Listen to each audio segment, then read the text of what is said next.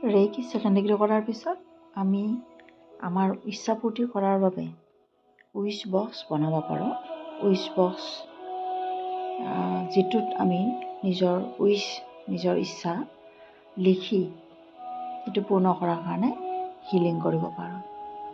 এতিয়া wish box আমি কেনেকৈ বনাম?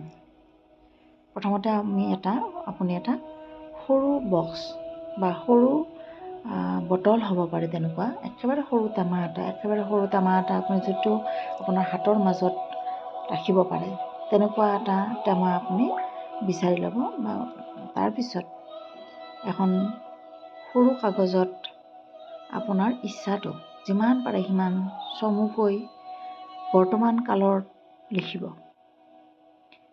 আৰু যিমান কমকৈ থাকে শব্দ সিমানে ভাল।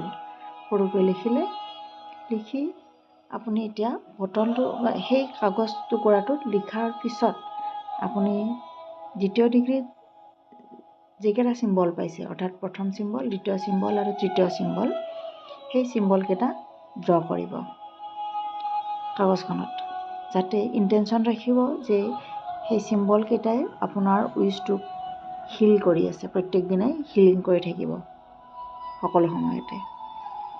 তাৰপিছত আপুনি সেই কাগজ টুকুৰাটো ভাঁজ কৰি সেই বক্সটোৰ ভিতৰত সুমুৱাই থৈ আপুনি নিজৰ হিলিং কৰাৰ পিছতো হ'ব পাৰে, নাইবা অন্য সময়ত আপুনি ৰেইকি আবাহন কৰিব। আৰু আপুনি বক্সটো নিজৰ হাতত ল'ব, নিজৰ হাতৰ তলুৱাত ল'ব, লৈ তাৰ ওপৰত চিম্বলছ 3টা ড্ৰ কৰি আপুনি হিলিং কৰিব, বক্সটোত হিল কৰিব। আৰু মনত কিন্তু ইণ্টেনশ্যন ৰাখিব যে আপোনাৰ সেই ইচ্ছাটো যেন ফুলফিল কৰে ৰেইকিয়ে। আকৌ ফুলফিল হ'ল বুলি ভাবিব আপুনি, তেনেকৈ এফাৰ্মেশ্যন দিব আৰু হিল কৰিব। আপোনাৰ যেতিয়ালৈকে মন যায় সেই বক্সটোৰ ওপৰত হিলিং দিব। তাৰপিছত বক্সটো ধুনীয়াকৈ এখন কোনোবাই নেদেখা ঠাই টুকুৰাত থৈ দিব আৰু তেনেকৈ আপুনি প্ৰতিদিনে সেই বক্সটোত হিলিং দিব। আৰু যেতিয়ালৈকে আপোনাৰ উইচটো ফুলফিল নহয় তেতিয়ালৈকে আপুনি সেই বক্সটো বা বটলটো হিলিং কৰি থাকিব।